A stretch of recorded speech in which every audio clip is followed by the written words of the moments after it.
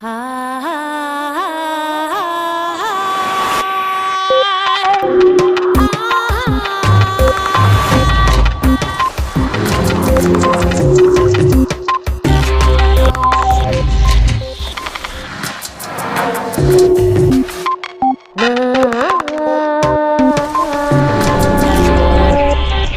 impidiendo que los niños y jóvenes tengan un desarrollo óptimo cuando les privamos del aprendizaje social y emocional. René Dijkstra. Un niño que conoce y sabe gestionar sus emociones no solo tendrá mejores resultados académicos, sino que estará más preparado para el mundo laboral. Mediante programas probados científicamente, es posible desarrollar lo que llaman habilidades para la vida, es decir, una serie de destrezas en el ámbito social, emocional y ético, que complementan y optimizan las habilidades cognitivas e intelectuales. Hoy en Redes, Elsa Punset charla con el psicólogo y experto en educación emocional, René Dijkstra, con quien veremos en qué situación se encuentra actualmente el aprendizaje de esta disciplina y qué ventajas concretas tiene en el desarrollo de niños y jóvenes.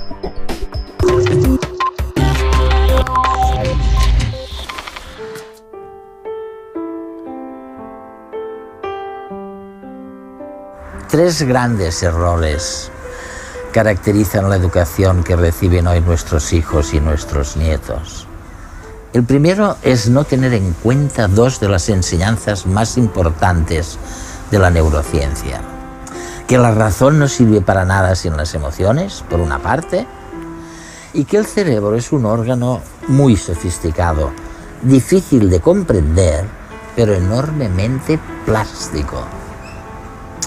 El segundo error del sistema educativo es no aceptar que los maestros han de lidiar con la diversidad cultural que existe actualmente en las aulas, pero también con lo que tienen en común todos los alumnos: las emociones, la rabia, los celos, el menosprecio. ¿Cuál es el tercer gran error? El tercer gran error de las escuelas de este siglo es la jerarquización de las asignaturas que arrastramos de siglos pasados. Y es que hoy en día es perjudicial colocar en el último eslabón, detrás de las matemáticas, la lengua y las humanidades, las materias creativas y artísticas. Para corregir estos errores, lo más eficaz es introducir en las aulas el aprendizaje social y emocional. Y es de eso de lo que vamos a hablar hoy en Redes. René, dedicamos tanto tiempo, tanto dinero y tantos recursos a las escuelas. ¿Son necesarias? ¿Para qué sirven? En primer lugar, las escuelas son necesarias porque forman una comunidad de nuevas generaciones que tienen que vivir juntas y trabajar juntas en el futuro para dirigir una sociedad. Y lo cierto es que no hay mejor lugar que la escuela para ayudarlos a descubrirse, a conocerse, a entender cómo lidiar los unos con los otros. ¿Qué modelos de escuelas hemos tenido? Ha habido bastante variedad. Escuelas como las escolásticas, ciertas escuelas latinas que eran ante todo para lo que llamamos formación del carácter de los jóvenes, para ayudarles a crear personalidades que a la sociedad le gustaría tener.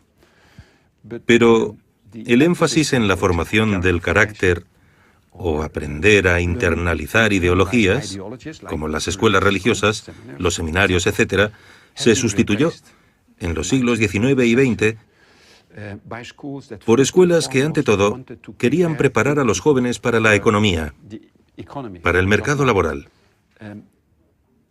Y muchas dicen actualmente que su objetivo es el desarrollo general del niño, que implica el desarrollo del niño en los aspectos cognitivo, intelectual y social, emocional y ético.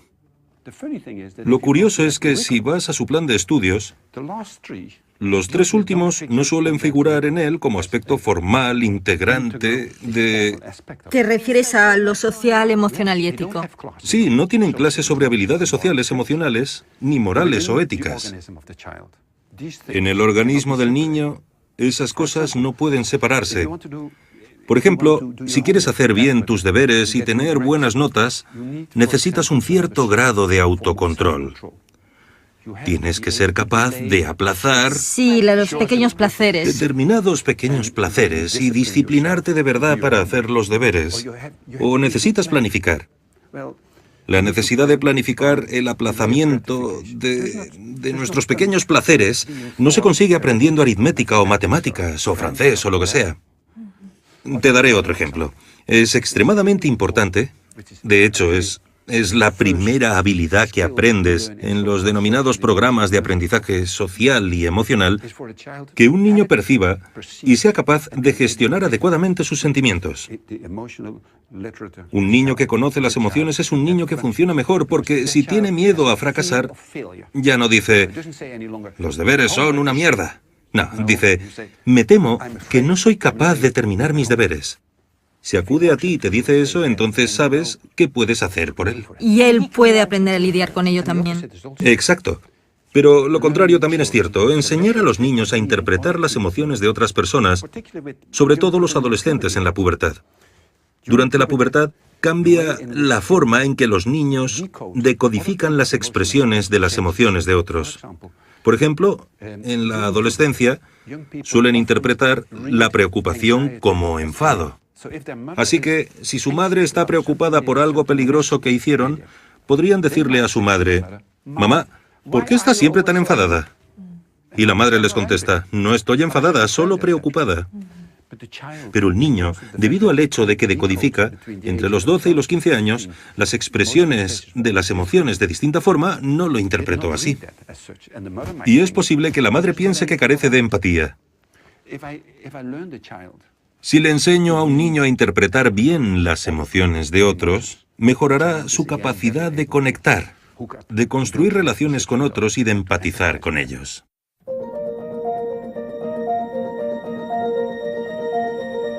¿Qué es la inteligencia emocional? ¿Se trata de uno más de nuestros distintos tipos de inteligencia, como la espacial o la verbal? La respuesta es no. Ni tenemos un módulo de nuestra inteligencia dedicado a las emociones, ni se trata de una de las famosas inteligencias múltiples que describió Howard Gardner en los años 80 del siglo pasado. Según la teoría de Gardner, que no ha sido avalada universalmente por la comunidad científica, existen tantas formas de aprender como tipos de inteligencia múltiples básicas: visual espacial, verbal, cenestésica, lógico-matemática, musical, etc. En cambio, hablar de inteligencia emocional implica hablar del funcionamiento de todo nuestro cerebro, con el aval de los enormes avances de la neurociencia de las últimas décadas. Estos descubrimientos nos han permitido sacar a las emociones del rincón profundo y marginado donde se hallaban. Durante siglos, la ciencia no las consideró objeto de estudio y la sociedad las menospreciaba a la hora de tomar decisiones o de emitir un razonamiento. Ahora sabemos que la emoción interfiere con la razón y la razón modifica la emoción. No se pueden separar. Otro descubrimiento capital para poder hablar de inteligencia y de educación emocional es la plasticidad del cerebro. Las experiencias, los pensamientos, los sentimientos, todo está continuamente modificando las conexiones entre las neuronas. Desde el nacimiento hasta la vejez, podemos aprender y desaprender. Incluso nuestras emociones son moldeables. Por lo tanto, la inteligencia emocional no es más que la asunción de que nuestra inteligencia es emocional y de que podemos educarla con las prácticas adecuadas. René, ¿es fácil comprender las emociones? Sí y no. Hasta cierto punto son fáciles de entender porque sabemos cuando una persona o nosotros mismos disfrutamos o estamos nerviosos o tristes o celosos o lo que sea. Por otra parte, también son siempre complejas porque casi siempre tenemos emociones mezcladas, varias emociones a la vez, varias. Pero algunas las expresamos más fácilmente hacia otros que hacia nosotros mismos. Por ejemplo, la mayoría de la gente no tiene demasiados problemas para decir «estoy muy enfadado contigo». Pero podría ser, si lo analizas un poco más, que no se trate solo de enfado, sino de la ansiedad que surge en muchas relaciones. Una chica y un chico discuten. Ella se enfada. Y si le preguntas ¿Cómo te sientes? Contesta, estoy muy enfadada contigo, pero al mismo tiempo es posible que esté muy preocupada. Porque la relación no va bien. Sí, exacto. O por si él la deja o lo que sea. Así que es muy importante, si estás en una situación concreta con emociones que realmente te agobian, aclarar qué emociones intervienen. Por eso es importante aprender a comprenderlas, a ponerles nombre. ¿Cómo podemos hacerlo? Por ejemplo, me cuentas que eres muy infeliz. Infeliz. Sí, pero ¿qué narices significa infeliz? Y lo que hago es decirte, dime, Elsa, ¿qué quieres decir con infeliz? ¿Estás triste? ¿Estás avergonzada? ¿Te sientes culpable? ¿Celosa? ¿Cuál de ellas? Y entonces tienes que pensarlo. Y es probable que en un determinado momento digas, sabes, estoy muy avergonzada.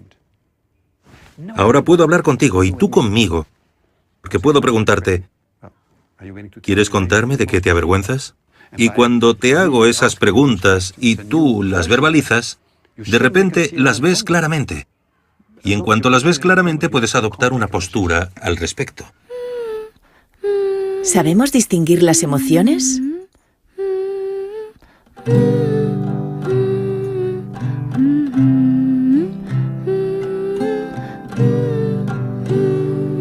Había una vez un monstruo que no sabía lo que sentía. A veces sentía rabia y miedo, o rabia y tristeza, o calma y alegría, o calma y tristeza, o todo a la vez. Se sentía hecho un lío, hasta que aprendió a distinguir que cada hilo tenía un color, y que cada color pertenecía a una emoción diferente. Así, si podía separarlas, era capaz de ponerle un nombre a cada cosa, y cada cosa en su sitio, y saber, por tanto, qué es lo que sentía en cada momento. Hasta que un día se encontró con una niña que no había visto nunca, y sintió una emoción de la que todavía no había oído hablar. Pero esa es otra historia.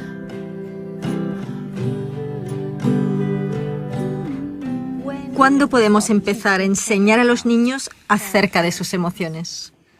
Yo diría que empieces alrededor de los 2 o 3 años y sigas hasta que terminen el instituto. Alrededor de los 17 o 18 años, basándote en las distintas etapas de desarrollo. Con 3 años, un niño o una niña se acerca a otro y coge un juguete. Si estás cerca, como adulto, y el juguete no es del niño que lo cogió, sino del otro, uno de los papeles que tienes como padre es parar a tu hijo y decirle, espera un minuto, míralo. ¿Qué estás haciendo? Está llorando. ¿Y por qué llora? ¿Qué tienes en la mano? Es su juguete. ¿Podría estar llorando porque cogiste su juguete sin pedírselo? Así le estás ayudando a tu hijo ya a los 3 años a desarrollarse emocionalmente.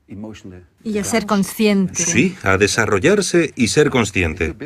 Y si lo vas reforzando de acuerdo con las fases de desarrollo del niño, le ayudas enormemente. Las emociones son la esencia, el núcleo sobre el que se construyen las relaciones y se toman las decisiones. No son un lujo biológico. Al contrario. Y podemos educar las emociones, no son simplemente cosas naturales que traes contigo al nacer. No. Podemos educar las emociones de 2 formas. Aprender a percibirlas, a indicarlas adecuadamente. Expresarlas, pero también a gestionarlas. Entonces, si tantos datos confirman que las habilidades sociales y emocionales son importantísimas para los niños en todos los ámbitos, el empleo, sus relaciones con los demás, su salud mental... Y física. Y física, ¿por qué todas las escuelas no los ponen en práctica de la misma forma que enseñan matemáticas? ¿Por qué no enseñan estas habilidades? La mayoría de las escuelas no lo hacen de forma sistemática. No tienen tiempo, ni apoyo, ni financiación. Pero lo más importante es que no saben cómo hacerlo. No se les ha asesorado respecto a cómo hacerlo de la mejor forma posible. ¿Quién asesora? ¿Cómo se hace? Hay un montón de bibliografía y estudios al respecto. Una de las cosas que indican dichos estudios suele ser tan sencilla como tener clases Y sé que algunos de los directores me dirían, ¿se te ha ido la olla? Sobre habilidades sociales, emocionales y éticas. Clases como las de matemáticas, lengua, etc. Cada semana les enseñas determinadas cosas. ¿Durante cuánto tiempo? Depende un poco de tus metas, pero yo diría que al menos 1 hora a la semana. ¿Cuáles son esas habilidades? Ya hablamos de eso un poco. Una es aprender a percibir y gestionar tus propias emociones. Sí. Esa es una importante. La segunda es cómo construir y mantener relaciones. La tercera es cómo tomar decisiones responsables y éticas. Y la cuarta es tal vez la más importante. Es cómo ponerse en lugar del otro, preocuparte por los demás, que se encuentran en situaciones menos favorables que tú, como el acosado de tu clase u otra gente que te rodea. René, ¿por qué es eso importante? Si algunos padres creen que lo verdaderamente importante es enseñar a sus hijos a ser competitivos y a ganar. Sí. Temen que si le enseñas a un niño a ser justo y compasivo con otros, va a ser vulnerable, más vulnerable, y tal vez tendrá menos éxito. No estoy de acuerdo. Muchos padres valoran muchísimo que sus hijos sean defensores o partidarios de esos valores sociales que acabamos de mencionar. Pero de hecho tenemos una sociedad en la que se paga mucho mejor a los banqueros que a quienes ayudan a otros, que forma a las personas para... No. Mira, te pondré un ejemplo de una experiencia reciente. Hace unos 2 años visité a Derek Bock, antiguo rector de Harvard. Una noche tuvimos una cena muy agradable. A la mañana siguiente proseguimos nuestra reunión. Cuando nos encontramos, estaba muy estresado y casi deprimido. Le pregunté, Derek, ¿qué ha ocurrido? Y me dijo, lo que ocurre es que anoche estaba viendo la tele y estaban poniendo una comisión de investigación del Senado. Y estaba allí Blankfein, el consejero delegado de Goldman Sachs. Y el presidente de la comisión del Senado le preguntó, ¿sabía que su empresa vendió hipotecas basura por $800 millones a un banco holandés? ¿Era consciente de que les vendía basura? Y Blankfein dijo, señor presidente, no es ilegal. Y le dijo, esa no es mi pregunta. ¿Cree que lo que hizo es moralmente aceptable? Y le dijo, señor presidente, no era ilegal.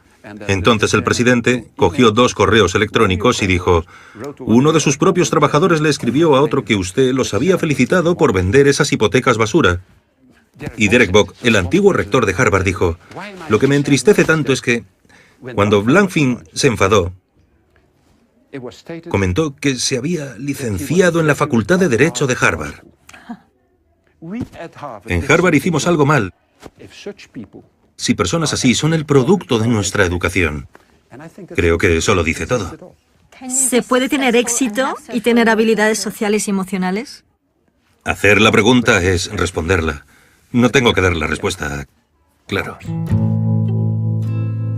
Nuestro sistema de enseñanza imparte competencias trasnochadas y este hecho participa de la enorme tasa de paro que viven hoy los más jóvenes. Por eso no nos queda otra opción que defender programas que incorporen el aprendizaje de habilidades sociales y emocionales. Ahora sabemos que cada euro invertido en estos tipos de programas se recupera triplicado aproximadamente. Se trata de una buenísima inversión, sobre todo para la sociedad, porque su aplicación conlleva menos conductas delictivas, menos alteraciones en las clases y, lo que es más importante, un rendimiento académico mayor. ¿Podrías hacerme un perfil de un niño sin las habilidades y de uno con las habilidades sociales y emocionales?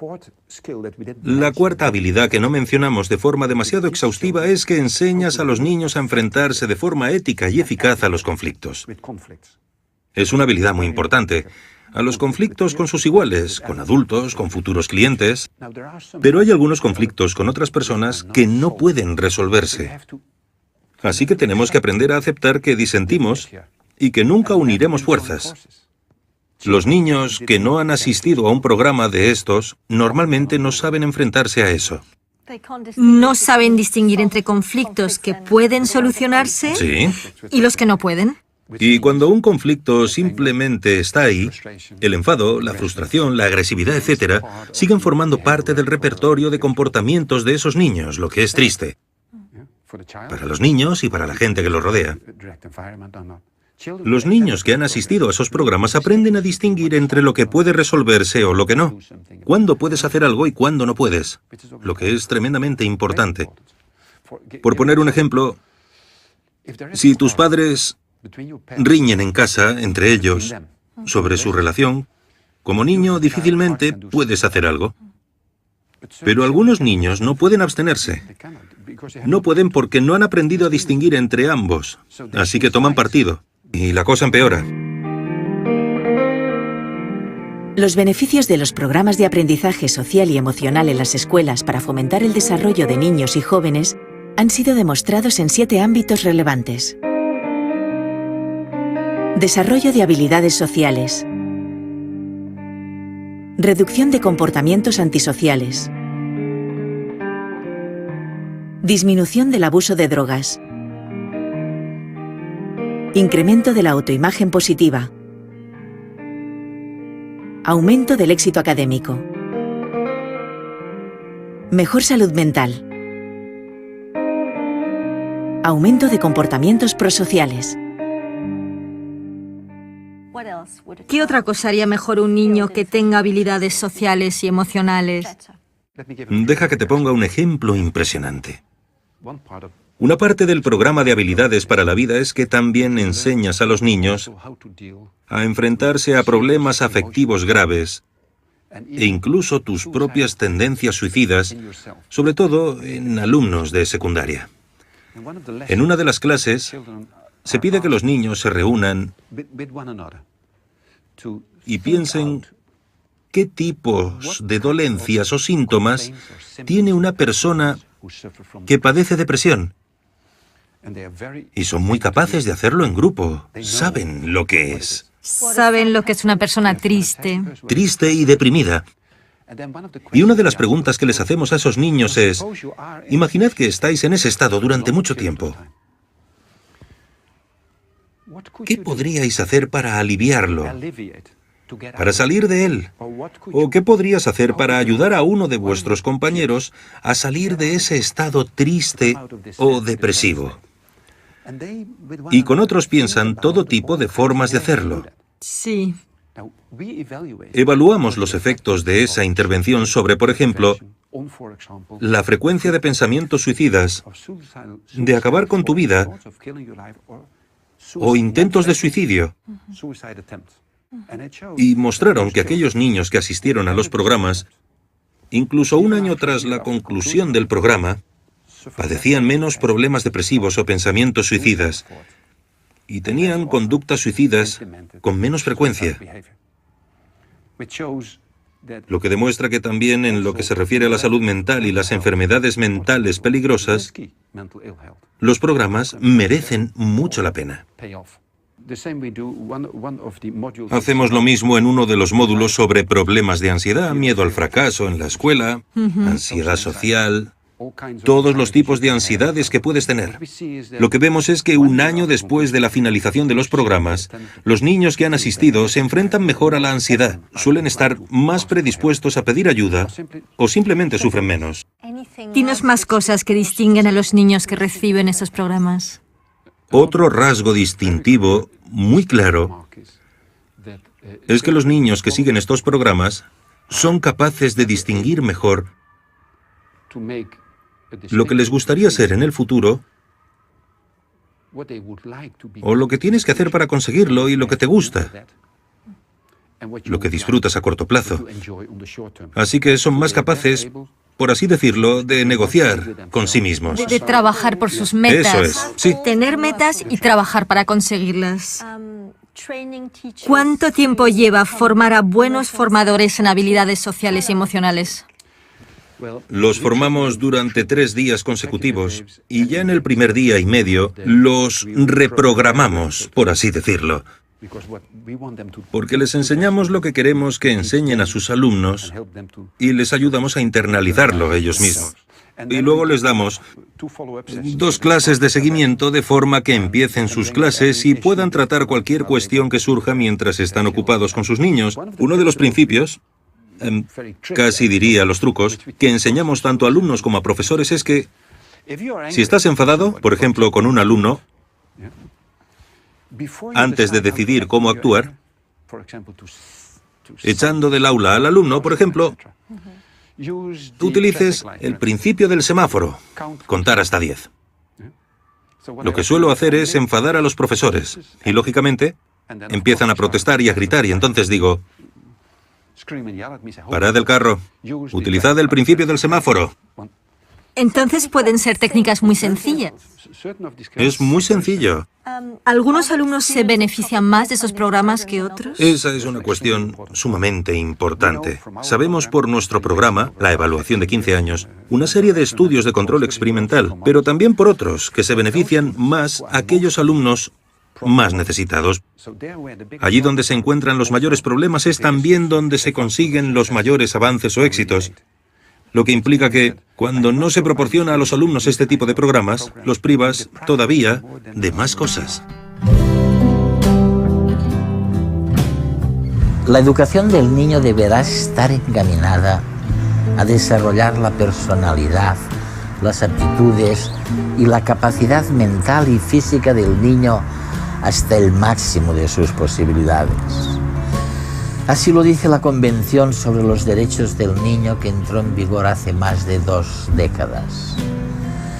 La mayoría de las escuelas y de los sistemas educativos del mundo violan ese punto de la Convención, porque la mayoría de escuelas y sistemas educativos no contemplan las medidas necesarias para el éxito académico, social y económico del niño. No se puede optimizar su desarrollo global si no se enseña al niño, entre otras cosas, a focalizar la atención, a distinguir y gestionar sus emociones, a trabajar en equipo, de manera no competitiva necesariamente. Hay una gran revolución educativa pendiente antes de cumplir la Convención sobre los Derechos del Niño de 1990. Vamos con retraso. Padres, maestros y políticos son los encargados de empezar esta revolución.